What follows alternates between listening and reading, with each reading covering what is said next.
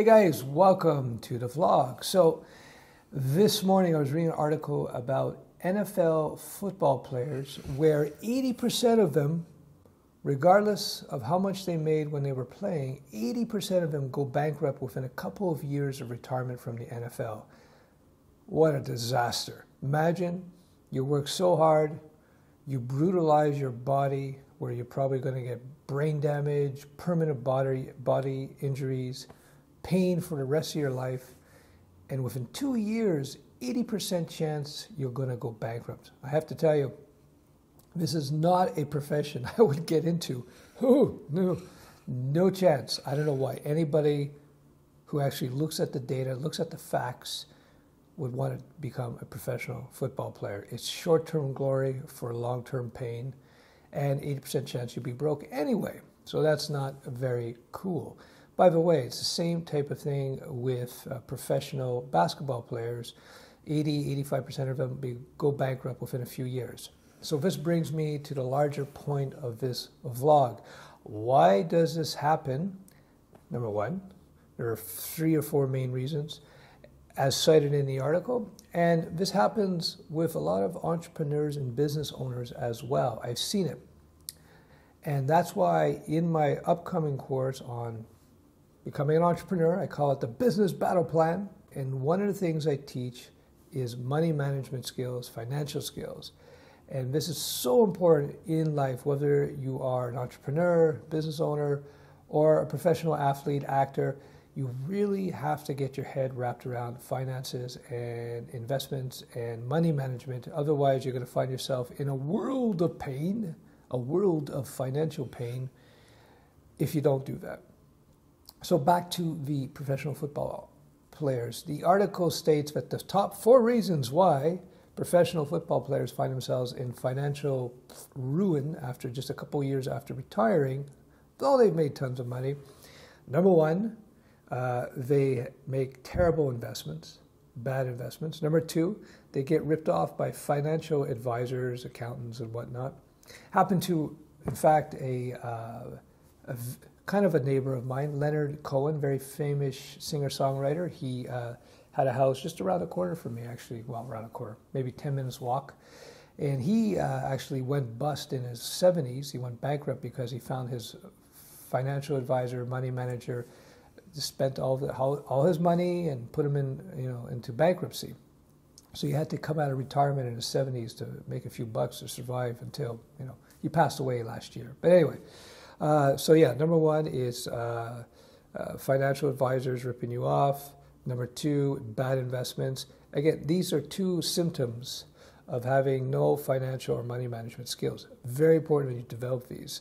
Any business course, any entrepreneurial course that doesn't teach you this stuff is not worth it. These people are just academics, because at the end of the day, if you don't have good financial skills, doesn't matter how successful your business is, you're going to wind up in a bad situation. So number 1, again, advisors ripping you off, bad investments, lifestyle, spending out of control, keeping up with the Joneses, as they say out here in North America.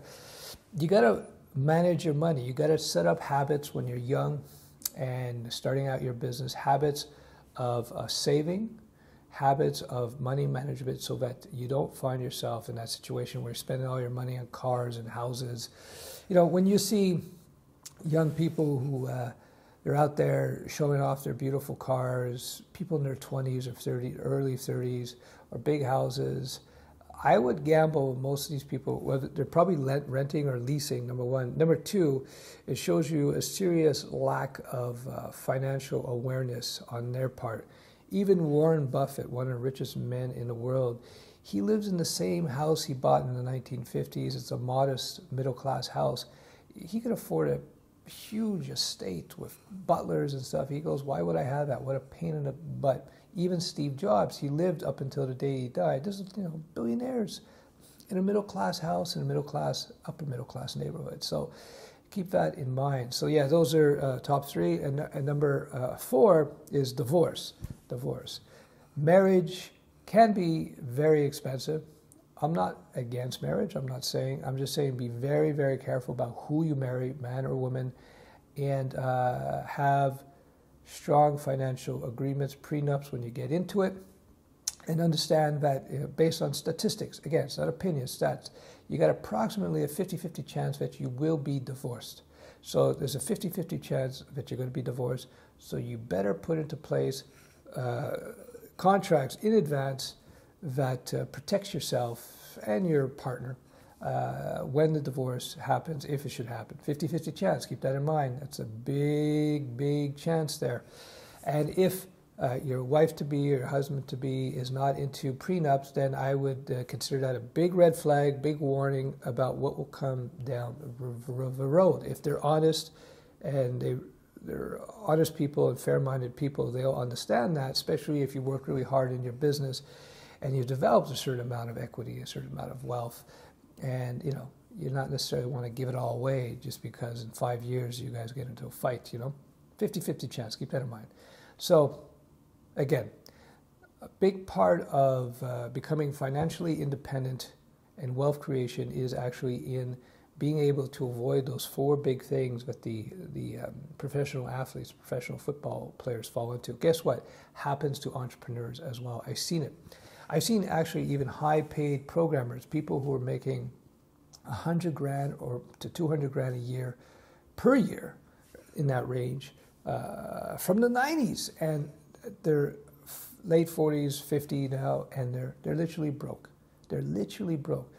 They have no money management skills. If you just took a fraction of that money and just put it away, invested it, they'd be retired by now with pretty good money in the bank, Anyhow, so there you go. This is an important lesson when you're developing your business, whether you're an entrepreneur or you buy a franchise, or whether you're a professional developer, a freelancer, or even working for people. You have to develop some financial intelligence, some good long-term habitual strategies that it's like a knee-jerk reaction. It's like, it should be like brushing your teeth in the morning. You should implement these certain things you do so that, 2 years, 5 years, 10 years, 15 years. I know for 20-year-olds are going, what, 20 years, what? Trust me.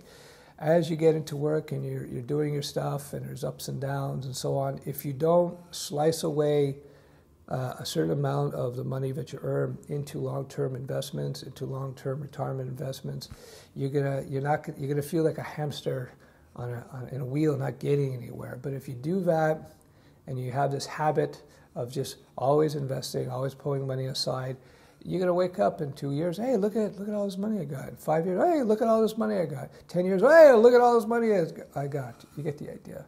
So that's it for today. Ciao.